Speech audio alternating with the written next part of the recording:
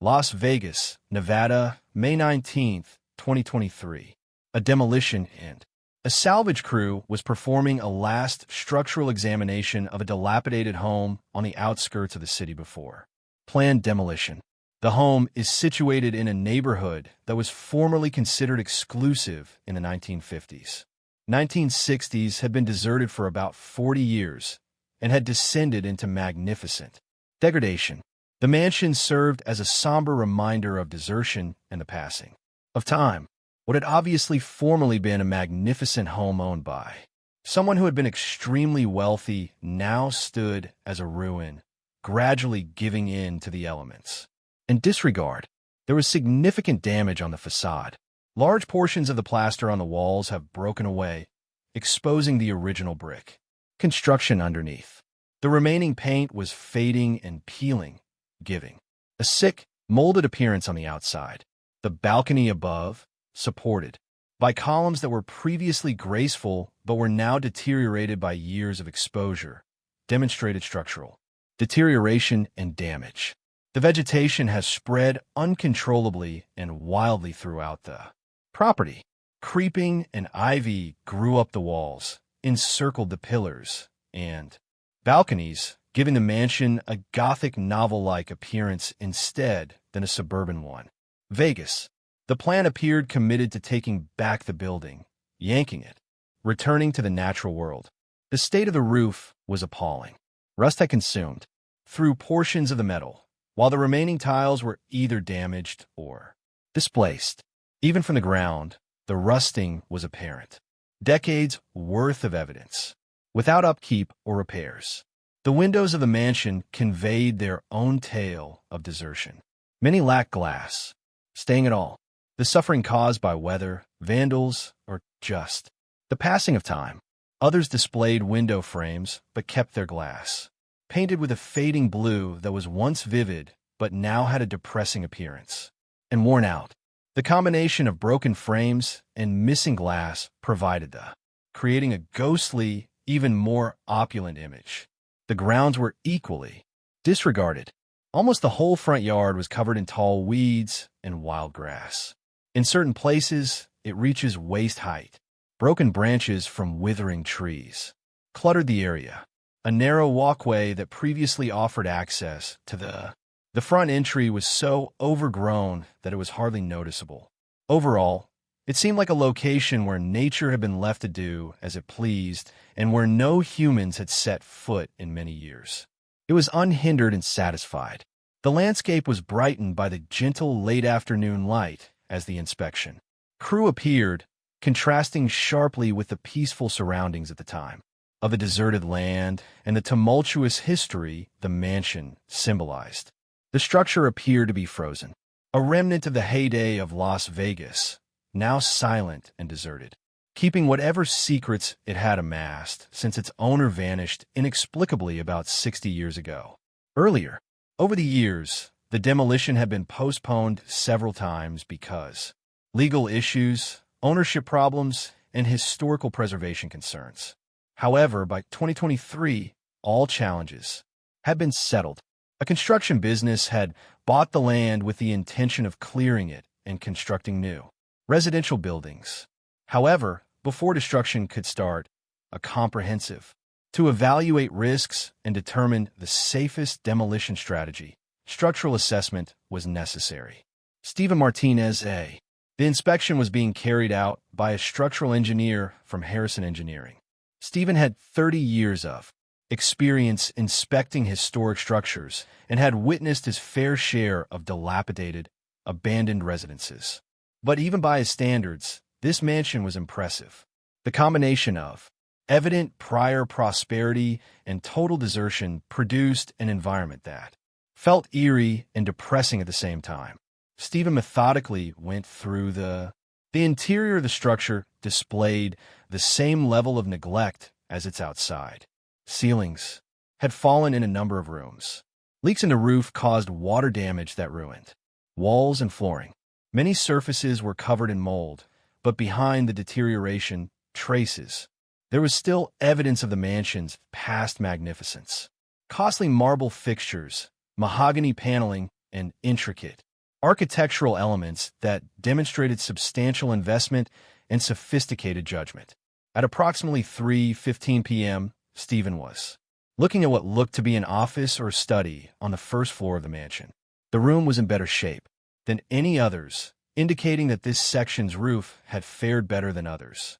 As Stephen measured the thickness of the walls and looked for structural problems, he discovered something strange about the room's dimensions. Considering the external measurements of the residence and the design of this study should have been around 25 feet long, but the adjacent rooms, it was only approximately 17 feet, according to inside measurements. There were about 8 ft of unexplained space. Stephen looked at the ID wall at the far end of the room. Finished with greater caution. The surface of the wall looked like wood paneling, akin to the room's other walls. However, when Stephen touched on it at different times, the sound was distinct, hollow, signifying that there is nothing behind it. Stephen looked at the paneling more intently and saw something he had overlooked at first. The weathering and aging patterns of this portion of the wall differed slightly from those of the surrounding original walls. The change was slight, but upon closer examination, it was apparent. This wall was built later, years or even decades after the room's original walls. He informed his supervisor over the phone of what he had discovered. Following a conversation, they chose to carefully remove a portion of the paneling in order to see what was beneath it. Working with a crowbar, Stephen carefully removed any potentially historically significant construction to prevent needless harm. Removing a number of the wood paneling boards. In the rear of the paneling was another wall with drywall that looked to have been put in during the 1960s. Based on its kind and state, Stephen gently sliced through this layer of drywall and withdrew a portion. His flashlight beam broke through the shadows to expose a secret area. The room was about 8 feet broad by 10 feet deep. No windows were present. When the wall was breached, stagnant, musty air that smelled of decades of imprisonment and degradation.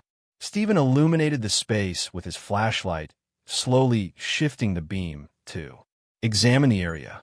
There was furniture in the room, an armchair made of leather-faced, positioned so that a person sitting in it would be facing the far wall of the room, away from the wall opening.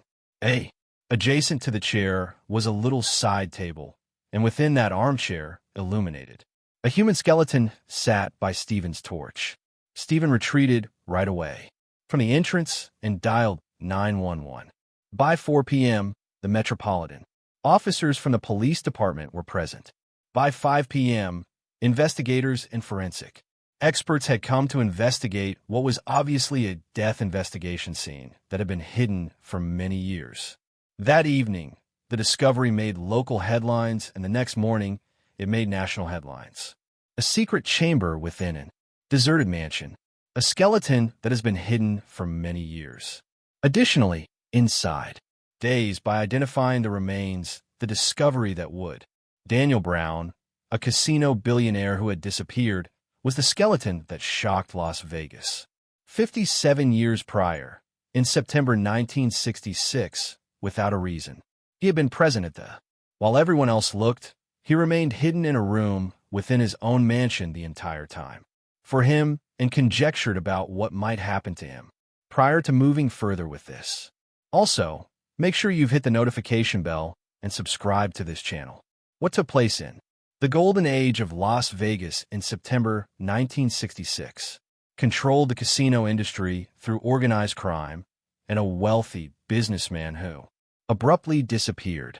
You will comprehend Daniel Brown's disappearance by the conclusion, and why it took 57 years to locate him. The queries that investigators had to deal with were intriguing as well as unsettling. How did Daniel die and become trapped in a secret chamber in his own house? Who have the resources and expertise to produce such an intricate concealment? And is it possible to solve a murder that occurred 57 years ago, when all those concerned were probably dead? Daniel Robert was 54.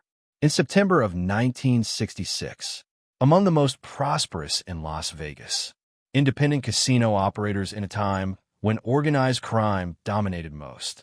the gambling sector in the city. He had a strong frame and stood 5 feet 11 inches tall. Had become a little thicker in middle age. His hair has changed from brown too. In his late 40s, he was a distinguished gray. He had blue eyes, according to people who known him to be astute and cunning in business, but friendly with family and companions. Daniel looked flawless in pricey fitted suits, silk ties, and shoes made of glossy leather.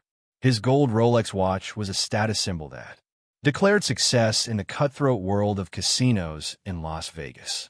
He lived in a mansion and drove high-end vehicles that, in 1958, while his casino business was booming, he had a custom. Everything. Daniel's presentation conveyed strength, prosperity, and success. Daniel had, born in Los Angeles, California, in March of 1912. The middle-class son, his mother was a stay-at-home mom, and his father was a salesman. Daniel matured.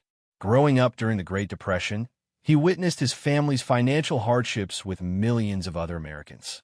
The experience gave him a strong will to succeed and secure his financial future. Following graduation, Daniel graduated from high school in 1930 and worked in a variety of professions throughout the 1930s, including sales employment, something that brought in money during hard economic times, such as working in a restaurant. In 1941, Daniel started working as a blackjack dealer at a tiny casino when he was 29 years old, in the heart of Las Vegas. In 1941, Las Vegas remained a tiny desert town, but the casino sector was starting to grow, and gambling was permitted.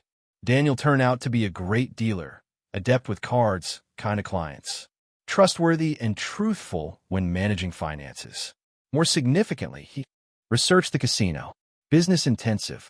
He gained knowledge of how casinos, games, and odds functioned, generated revenue, how they handled clients and staff. He observed how successful the operation of casinos and the reasons behind their failure.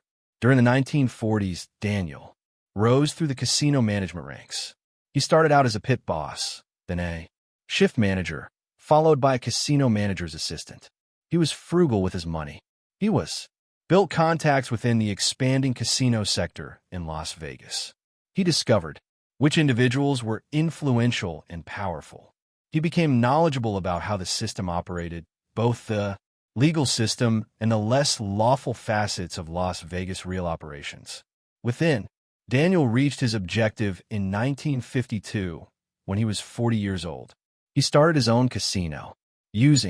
Daniel used funds he had saved and borrowed from individuals whose identities he never revealed to buy a modest casino on the Las Vegas Strip that is having trouble. He gave it the name Golden Sands Casino and began turning it into a successful business. Daniel's strategy blended sophisticated marketing, careful financial management, and first-rate customer service.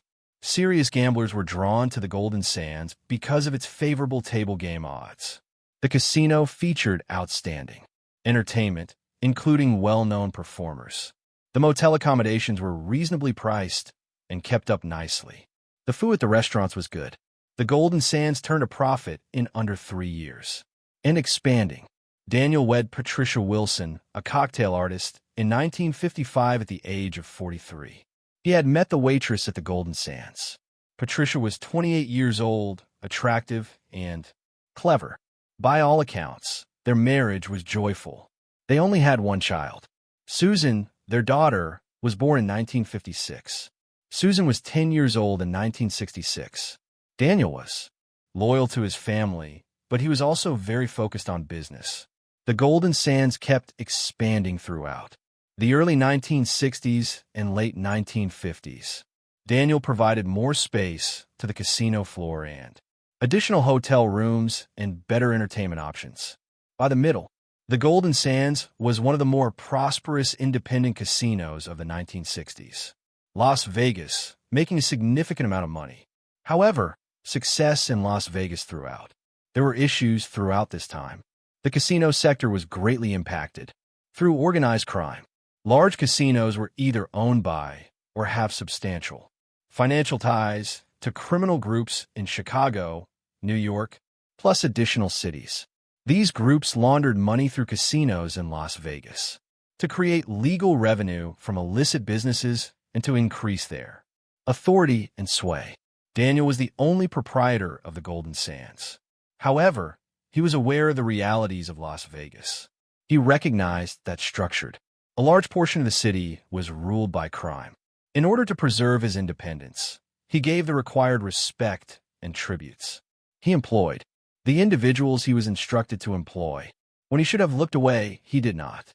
He kept cordial ties with influential people who could really harm him if he crossed them. However, Daniel's independence was starting to cause issues by 1966. A bigger casino, the Las Vegas Strip, was becoming increasingly controlled by companies. Organized criminality. Families desired to either subjugate or eradicate independent operators, such as Daniel. The Golden Sands made money. This attracted many who desired to obtain it. Daniel was under pressure to sell, sometimes in a courteous manner, occasionally in a less courteous manner. In 1958, Daniel constructed his estate at the peak of his achievements. The property was situated away from the Strip in a posh neighborhood on the fringes of Las Vegas. Throng and loudness. The mansion was large, roughly 6,000 square feet, featuring a sizable kitchen, 5 bedrooms, several bathrooms, and a formal study, living room, dining room, and other areas. The design was modern for the time, featuring huge windows that let in natural light and offered views of the panorama of the desert. The interior of the residence was lavishly adorned with great decorations, artwork, and furnishings. Daniel's secret hideaway in the study would eventually be found to be his book-lined private area, featuring a huge desk embellished with Golden Sand souvenirs.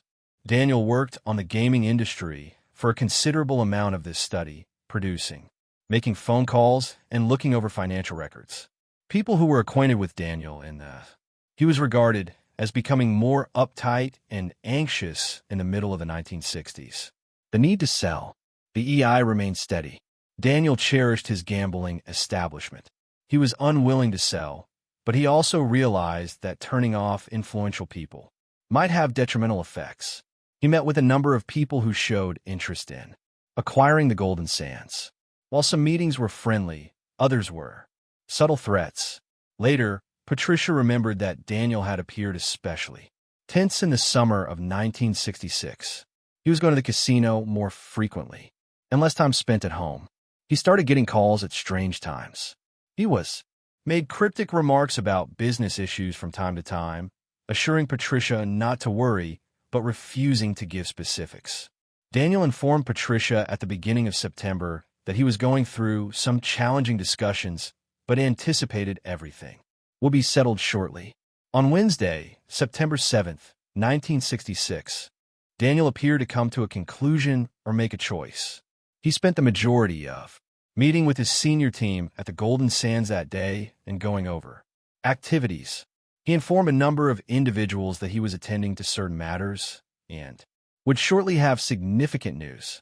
His disposition appeared to be a blend of resolve and resignation, as though he had made a tough decision and was getting ready to complete it. On Thursday, September 8th, 1966, Daniel was employed at the Golden Sands as normal throughout the evening. He informed his casino at approximately 11:45 p.m. manager that he will meet him the next day after returning home. Daniel was driven by his Tritoise driver, who had been employed by him for a number of years. It took around 35 minutes to travel from the Golden Sands to his mansion, considering the little traffic and late hour. Later, the driver reported to the police that he dropped Daniel off at the front of the residence. Around 12:30 a.m. September 9th, Friday, he observed Daniel opening the front door, go inside, and shut the door. The motorist. Then, as usual, he went back to the casino to park the car. That was Daniel Brown's final known sighting. By the following afternoon, when Daniel did not show up to the Golden Sands as scheduled and was unreachable by phone, his crew started to be concerned. By evening, Patricia was unable to get in touch with Daniel, who was still absent. The worry turned into an alarm once she returned from her family visit. By Saturday, on September 8th, 1966, the mystery that would linger for 57 years had begun. In Las Vegas, on a Thursday, that day's weather had been normal for early. In the Nevada desert in September, the temperature reached 104 degrees, making it scorching and dry. Degrees Fahrenheit in the afternoon, then dropping to the mid-80s at midnight. There was no precipitation and the sky was clear. The weather was excellent for a little stroll in the late evening. From the vehicle to the front door, Daniel Brown was at the Golden for the majority of Thursday. Sands Casino, as was his customary routine. He got there around 10 in the morning and expended the day overseeing operations, holding staff meetings, going over financial reports, and managing the never-ending stream of choices necessary to operate a profitable casino. Thursday evenings were usually busy at the casinos in Las Vegas, where both residents and visitors are playing and watching performances, eating, and taking in the entertainment. Daniel's Golden Sands office was on the second story of the casino, with a view of the gambling area below. He could keep an eye on operations from his office and be accessible when required.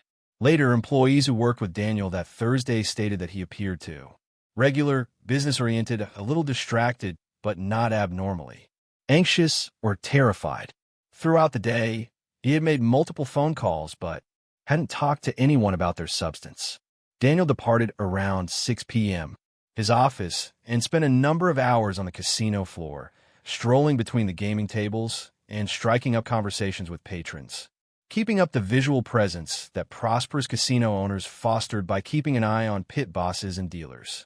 In the gambling industry, customer connections were important. High rollers desired to feel valued. Frequent clients wanted to feel acknowledged. Daniel was adept at adding that individual touch. At approximately 9 o'clock p.m., Daniel went back to his office and worked on papers for 2 hours, creating more phone conversations.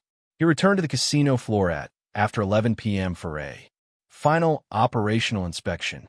Usually, Thursday nights went well, and this Thursday was no different. The casino was not overrun, but it was busy. The customers appeared content. The employees were doing a good job. At approximately 11:45 p.m., Daniel located Robert Sullivan, his casino manager, and informed him that he was returning home. This was entirely typical. Daniel usually departed the Golden Sands around 11 p.m. and 1 a.m. based on the level of activity. Later, Robert remembered that Daniel had appeared at ease, possibly even relieved, as though some load had been raised. Daniel's farewell remarks were standard. "I'll see you tomorrow. Make a call if anything that comes up." James Martinez, Daniel's driver, was waiting with the vehicle, a 1965 Cadillac sedan DeVille Inn. One of Daniel's 2 personal cars was black. Daniel had been driven by James over 4 years and was familiar with the pattern. They departed from the parking area of Golden Sands. Approximately 11:50 p.m., they headed south on Las Vegas Boulevard before turning onto the path leading to Daniel's estate. The drive went smoothly. Daniel and James casually discussed news from Las Vegas and casino operations. There wasn't much traffic at that hour, too easy. About 12:30 a.m., they reached the residence. James tugged into the circular driveway at the front door of the mansion. After thanking James and wishing him a nice night, Daniel get out of the vehicle. James observed Daniel making his way to the front door. He used his key to unlock the door, pushed it open, and went inside the mansion. The door shut behind him. As was customary, James took a time to make sure. Before departing, Daniel was securely inside. James gazed through the windows of the mansion. The entry hall and what looks to be the first-floor hallway both have lights on. Everything showed up. Typical. After driving off, James went back to the Golden Sands to park the vehicle in the employee lot before taking his own vehicle home. Daniel's wife, Patricia Brown, was not home that evening. On Tuesday, September 6th, she had left for Los Angeles. Go see her sick mother. On Saturday, September 10th, she had scheduled her return to Las Vegas. She had said, with Daniel over the phone on Wednesday night, and everything appeared to be going well. Patricia had traveled to Los Angeles with their 10-year-old daughter, Susan. This indicated that Daniel was by himself in the mansion on Friday, September 9th, just after midnight. There were no live-in employees at the mansion. During the week, a housekeeper arrived too. She didn't sleep there, but she did clean and maintain the property. When Patricia and Susan were at night, Daniel was alone in the big house while he was traveling. Early on Friday morning, Daniel was supposed to arrive to the Golden Sands by 1:00 a.m. on September 9th. Frey arranged a meeting with his accountant. 10 a.m. arrived and departed without. Robert Sullivan, Daniel's casino manager, started to get concerned when he didn't receive a call. Daniel arrived on time and expert. It was totally unacceptable to skip a meeting without warning. Personality. Robert made an attempt to reach Daniel at home. No response. He made another attempt at 10:30 a.m. No response. Even at 11 a.m. Robert called Patricia in Los Angeles after hearing nothing from Daniel. Patricia stated she hadn't spoken to Daniel since Wednesday night and didn't anticipate doing so until Friday evening. She was shocked that he had missed his scheduled rendezvous. Patricia attempted. From Los Angeles, I called the estate. No response. She made multiple more attempts. Within the following hour, no response. Daniel was still inaccessible at 12:30 p.m. and, since nobody had seen or heard from him, Patricia and Robert were truly frightened. Daniel was not like this at all. Robert arrived at the home at approximately 1:15 p.m. after driving from the Golden Sands. The garage was where the Cadillac was parked. After dropping Daniel off, Daniel's driver had placed it there. Daniel's private. There was also a 1964 Thunderbird in the garage.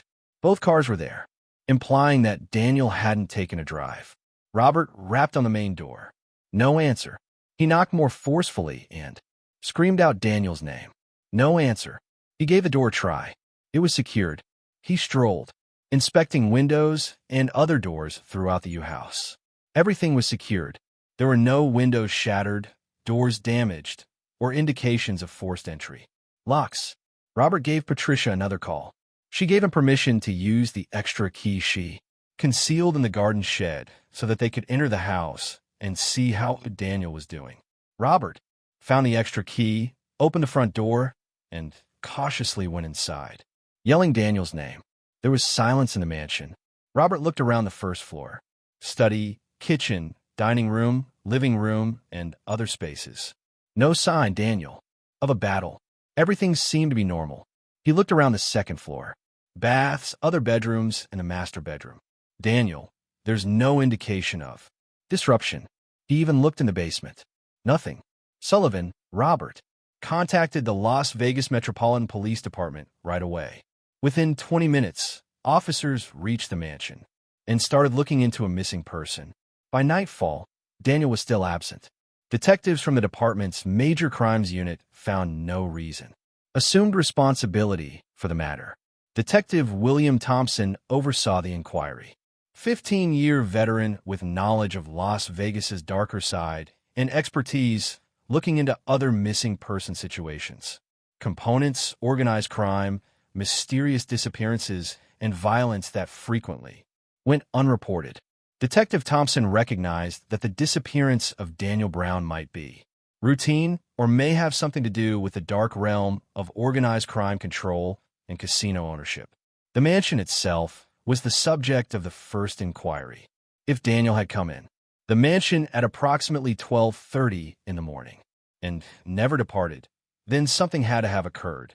Within every room, closet, and potential space was thoroughly searched by the police.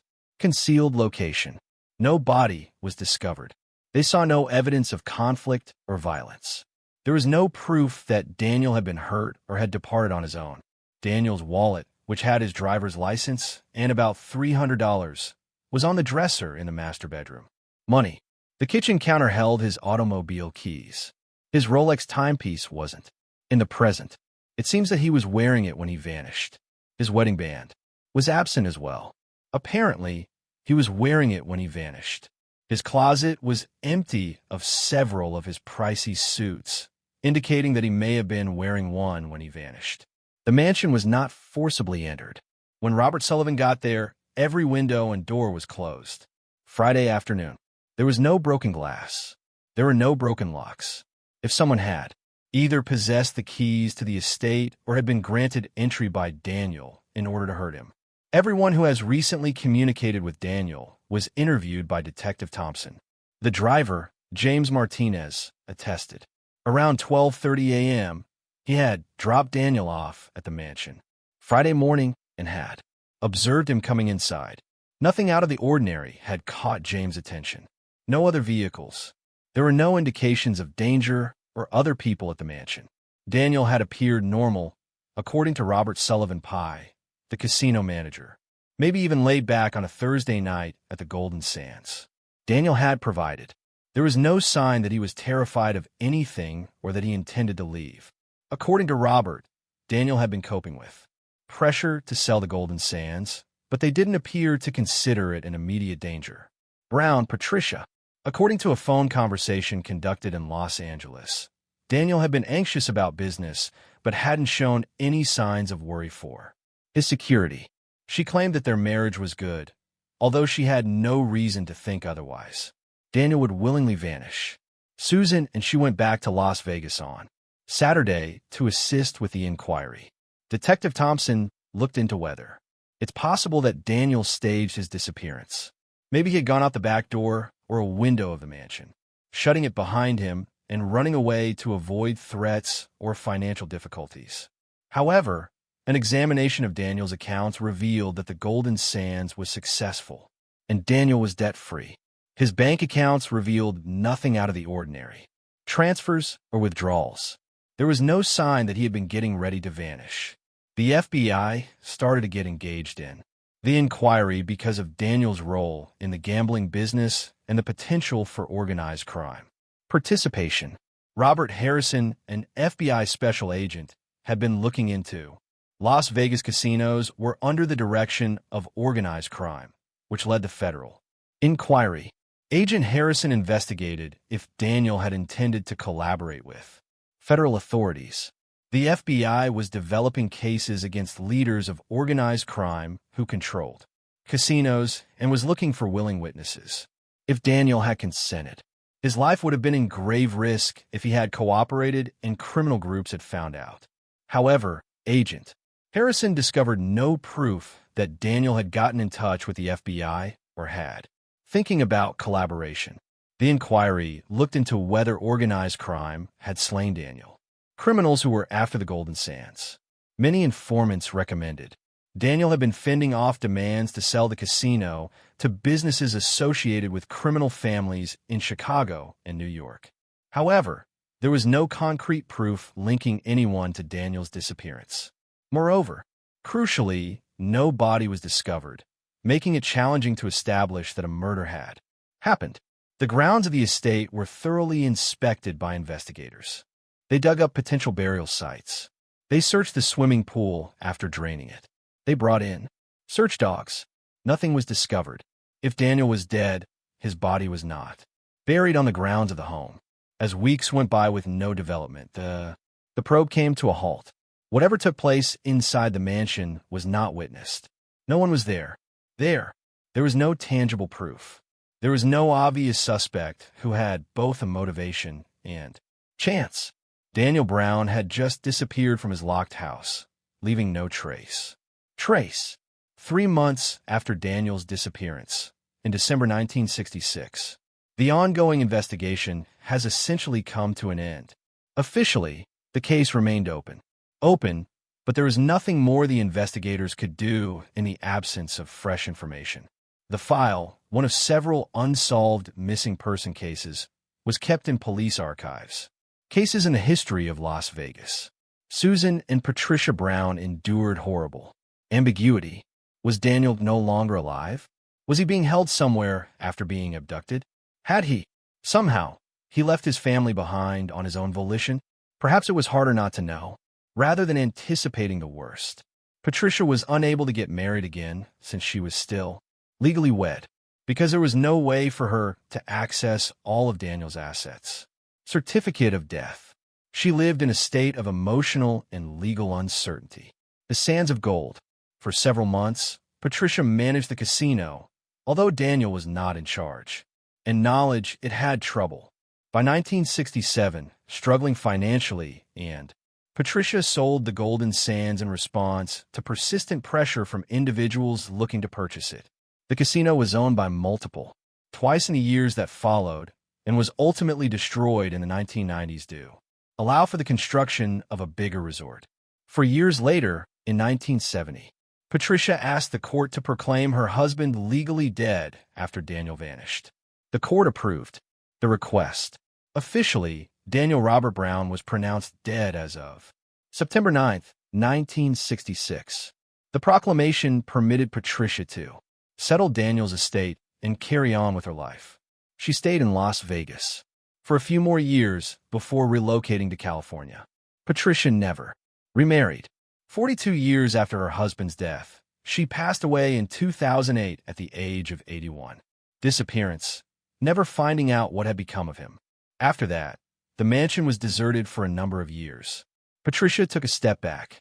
New owners took possession of it when it was sold in the late 1970s, temporarily before giving it up when they ran into financial problems in the early 1980s. After that, the mansion was abandoned for 40 years, gradually deteriorating while ownership was transferred between different entities. It was damaged by vandals. The weather eroded it. It was overrun by vegetation. The house turned into a haunting relic and a ghost of the golden age of Las Vegas. Additionally, within that mansion, in a secret chamber behind Daniel Brown was seated in his leather armchair in the study's artificial wall. From the world, awaiting discovery for 57 years. The 57 years that Daniel Brown vanished in September 1966, and his remains were found in May. Las Vegas had a total transformation in 2023. The metropolis Daniel had known, where organized crime thrived and independent casino operators could amass wealth, dominated a large portion of the gambling sector, developed into a corporate entertainment hub where enormous, large resort complexes were held by publicly traded corporations. Investigations by the FBI into organized. In the 1970s and 1980s, casino crime control resulted in significant prosecutions. The enforcing stringent gaming laws and allowing reputable companies to enter the casino industry gradually eliminated the power of organized crime. In the 21st century, Las Vegas had become a corporate entertainment hub instead of a city of casinos connected to the mob. Susan was reared by Patricia Brown, Daniel's widow, as a single mother, always bearing the anguish of not knowing her husband's fate. Daniel, she insisted, would never have abandoned his family willingly, that he must have suffered a horrible fate, but without evidence. She could only conjecture in the absence of a body and answers. Patricia took her pain and her questions with her when she passed away in 2008. Susan Brown was shadowed as a child by the unexplained disappearance of her father. She was just 10 years old when Daniel disappeared, too young to comprehend what had happened, yet old enough to remember him with clarity. As an adult, Susan relocated to California to start her own life and family after leaving Las Vegas. Her 2 children, Daniel's grandchildren, were only aware of their grandfather as a tragic enigma. Based on ancestry, Daniel's Golden Sands Casino was sold in 1967 and changed hands several times in the decades that followed. The property was subsequently acquired in the late 1980s by a major casino corporation and destroyed in 1994 to provide space for a brand new, enormous resort. Each and every tangible trace. A huge, contemporary casino took the place of Daniel's life's labor. Complex that has nothing to do with the Golden Sands. Daniel's home was as a testament to degradation and desertion. In the 1970s, Patricia went away. A couple bought the home with the intention of remodeling and moving in, but they ran into financial problems. They left the home unoccupied when they gave up on the project in the early 1980s. Through foreclosure, ownership was transferred to a bank, followed by different investment organizations that owned the property but did nothing with it. During the 1980s, and the mansion gradually declined in the 1990s. Vandals destroyed the windows, and inside, significant damage was caused by water leaking from roofs. Mold developed in moist regions. Locals come to refer to the property as the Haunted Mansion, a dilapidated artifact that homeless people occasionally utilized for shelter, that kids dared one another to enter, and that symbolized what occurred when neighborly pride and wealth were left to fend for themselves. The flora went crazy. The well-kept lawn turned into a field of weeds. The site was overrun by mosquitoes, desert willow, creosote shrubs, and desert vegetation. Climbing plants such as ivy took hold of the walls and started gradually changing the building, transformed from a 20th century mansion into what appeared to be an archaeological ruin. The surrounding neighborhood. The mansion also underwent change. In the 1950s and 1960s, this region was exclusive, became less appealing as Las Vegas grew in different directions. In the 2000s, there were a variety of older properties in the region, some well-maintained and some neglected, with small industrial facilities and commercial growth all around. The mansion was notable because, especially abandoned among its neighbors, different plans to buy, refurbish, or demolish although other mansions were planned over the years. None were completed until 2022. After purchasing the land, a construction business intended to destroy the mansion and construct contemporary townhomes on the entire lot. The area had once again gained appeal because of Las Vegas's rapid expansion, and the mansion's sizable property was quite desirable. Estate. Early in 2023, demolition permissions were acquired. A final structural assessment was necessary to evaluate risks and identify items before destruction could start, needing special disposal and organize the demolition strategy. This examination was set for May of 2023. May 19, 2023. About 9 in the morning, Harrison Engineering's Stephen Martinez showed up at the deserted mansion to carry out the structural examination. Although Stephen had been informed that the property was in bad shape, it was nonetheless striking to witness it in person. The mansion appeared to be from a horror film, overgrown, rotting, hardly identifiable as it once was. An opulent home. In the morning, Stephen worked through the mansion's external and structural components, recording the widespread deterioration and damage. The roof was in appalling condition and would have to be handled with caution before being demolished. There was severe degradation on the walls. Although there were some problems with the foundation, it was structurally solid enough to allow for safe demolition. At 2:00 p.m., Stephen started going through each room inside the mansion. The majority had significant mold, rotting, and water damage. The furnishings what was left was destroyed. There was damage to the floorboards. The ceilings had fallen in a number of areas. It was depressing to witness obviously lovely areas reduced to rubble. At approximately 3:15 p.m., Stephen went into what looked to be a first-floor office or study. This room was in better shape, more durable than most others, indicating that the roof above it had shielded it from the worst water harm.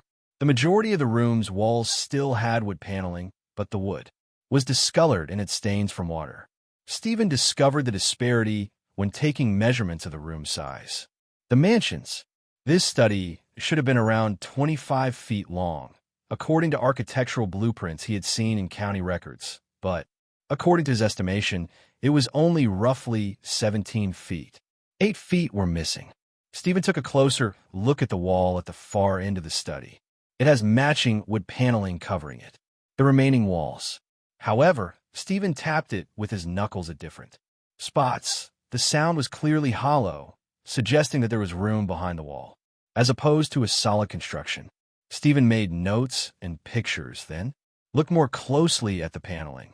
The weathering and wood grain characteristics indicated that this wall portion had been placed later than the original paneling that surrounds it. Although slight, the difference was apparent under thorough examination. This wall was added by someone after the original room was constructed. Stephen gave his supervisor and described the circumstances, considering that this was an ancient home with They decided that Stephen should gently remove a portion of the paneling to ascertain its possible historical value. What lay behind the wall? If it was just a restricted storage space or an architectural oddity, they would record it and carry out the demolition. However, they had to be aware of what they were facing. Stephen employed a crowbar to gently remove a few of the wood paneling's vertical boards. The work came off really easy. Time had weakened the bonds that had held them firmly in place. Behind a layer of drywall used in building in the 1960s and 1970s was called paneling. Stephen broke through this. Using a utility knife, I removed a significant portion of the drywall. In behind the drywall was stagnant air and gloom. Stephen illuminated the gap with his flashlight. A room was lit by the beam, roughly 10 feet deep and 8 feet broad. There were no windows in the room. The walls were. The original design of the mansion was plaster over brick.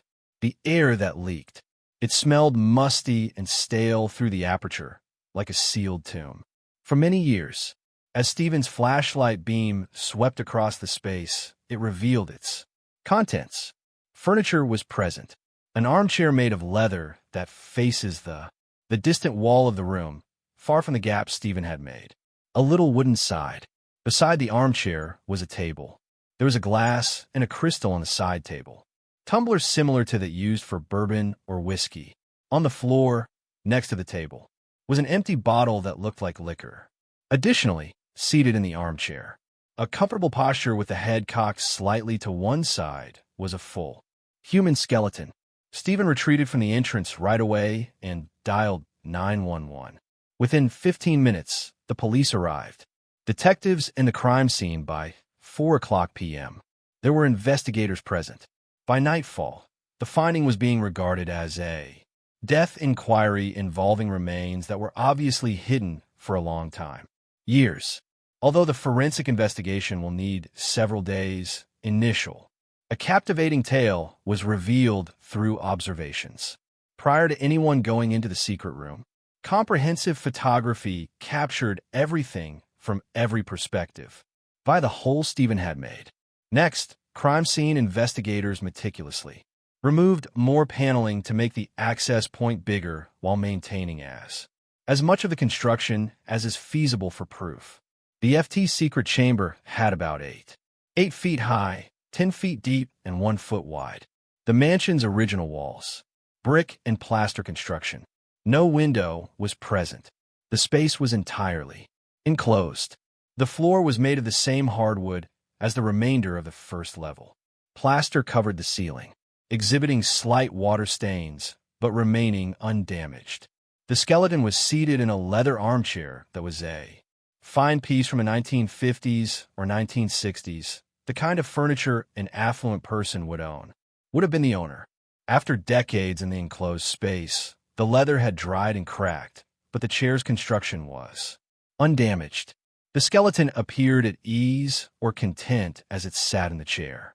Slumped slightly, head bent to the left, maybe unconscious, arms resting on the arms of the chair. The skeleton was whole and well-articulated. The posterior part of the skull, or the back of the head, was severely damaged. Has a 3-inch diameter depression fracture. The bone was shoved, radiating fracture lines that extend from the impact point inward. This was in line with a strong hit from something harsh, a heavy tool, a weapon, or anything like. The skeleton had garment remnants. There were metal buttons all around the rib cage and close to the arms, and the type of button seen on suit jackets and dress shirts. Near the pelvic region, a rusty metal zipper indicated pants. The belt's metal buckle was still in. Location around the waist. There were a few tiny pieces of cloth left. Small, fragments of what looked to be fine silk or wool, the kind used in pricey outfits. However, the fabric. After 57 years, it has nearly entirely disintegrated, leaving mostly the non-biodegradable metal parts that used to hold the clothes together. On the skeleton's left wrist was a remarkably well-preserved gold Rolex watch. Because gold is resistant to corrosion, the mechanism of the watch had halted. Longer-lasting, yet there was little wear and tear on the band and case. A well-preserved gold wedding ring was on the fourth finger of the left hand. Within, investigators discovered the decayed region where the skeleton's inside jacket pocket would have been. Fragments of a wallet made of leather. When touched, the severely cracked and dry leather fell apart. However, there were some partially surviving things inside the wallet's remnants. A driver's license. The plastic was sufficiently intact to be readable despite being extensively yellowed and brittle. The image from that period had faded but not entirely disappeared. Daniel Robert was listed as the license holder. Brown, born in March 1912 in Las Vegas, issued in 1964 and valid up till March of 1968. There were also pieces of badly deteriorated paper money in the wallet, discolored with age, but there's still enough information to recognize them as 1960s U.S. banknotes. Due to deterioration, it was unable to determine the precise denominations and amounts, but the existence of money verified that the deceased had cash with them. On the tiny side, the crystal tumbler Stephen had spotted with his flashlight was on the table next to the recliner. Although the glass was dusty, undamaged, it was meticulously gathered by forensic experts for examination. Beside there was an empty bottle of bourbon on the floor. Most of the label decayed, but there's still enough to distinguish it as quality bourbon. The pricey kind. Rich individuals drank. The building of the fake wall that had hidden. This room had a narrative of its own. A 2x4 frame had been constructed by someone. Coated the exterior with matching wood paneling after covering the room-facing side with drywall. The original walls of the study. Although the building was clever, it lacked professionalism, indicating someone with fundamental understanding of construction, but not necessarily a contractor. The wall had been firmly fastened in place for 57 years. Daniel Brown had been discovered after being hidden behind a false wall in his own mansion for 57 years. Sitting in a leather recliner in a secret room, the casino Tycoon, who had disappeared in September 1966, had remained here the entire time, waiting for demolition to eventually expose his last resting place. The Las Vegas Metropolitan Police Department's cold case squad launched an immediate investigation after finding Daniel Brown's remains. Careful forensic study and investigation of Daniel's life and the circumstances surrounding his disappearance would be necessary to comprehend what had transpired 57 years prior. The skeletal remains forensic analysis revealed unambiguous proof of Daniel's cause of death. A depression fracture on the posterior portion of the skull, measuring about 3 inches in diameter, was visible. Several radiating fracture lines pulled the bone inward. A single strong blow from a blunt object, such as a pipe, bat, crowbar, or other similar weapon, was consistent with this kind of injury. Daniel was hit from behind, as evidenced by the injury's position on the back of his skull. He probably didn't see his assailant or get a chance to protect himself. Even if medical assistance had been available, the force needed to inflict such a fracture would have resulted in instant unconsciousness and probably fatal traumatic brain injury within minutes. The forensic result was clear-cut. Blunt force trauma to the head was T. Important context was provided by historical studies. When Daniel vanished in September 1966, the mansion was exhaustively inspected by the police. However, the hidden room was securely disguised by the false wall. The wall had seemed to be a component of the study's original design. The difference between the room's external and internal measurements had gone unnoticed by the police when they measured it. Or if they had noticed, they would have thought it was hidden space rather than an architectural variation.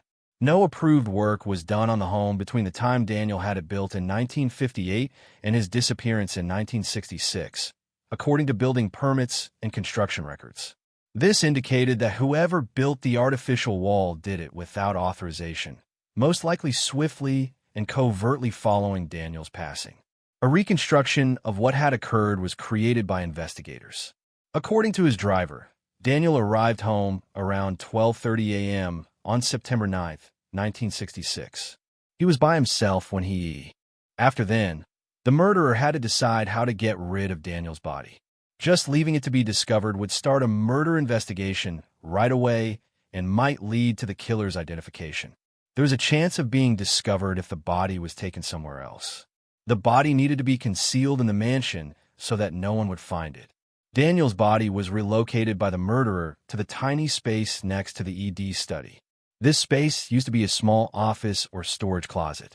After placing Daniel's body on the leather recliner and possibly setting up the glass and bourbon bottle to create a serene appearance, the murderer locked the room. In order to give the impression that the study terminated where it did, the murderer built a false wall across the doorway to the small chamber.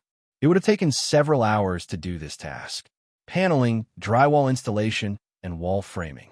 It's likely that the murderer labored all night and into Friday a.m. Daniel's body was locked away in the Areti study, where Daniel was discovered as part of a tiny museum display on Las Vegas history. Susan received the Rolex watch that was discovered on Daniel's wrist. Additionally, the gold wedding ring was given back. The only tangible items that linked Susan to her father over the 57 years of his concealment were these items, which were flawlessly maintained because of the qualities of gold. What actually transpired with Daniel Brown on September 9th, 1966? We know he went back home at roughly 12:30 a.m. based on the evidence that is currently available. We are aware that he was killed by blunt force injuries to the head after being assaulted from behind. We know that for almost 60 years, his body was successfully hidden behind a false wall and sealed in a secret compartment in his own study. We are unable to determine with certainty who killed him or why. Decades ago, those details perished along with everyone involved.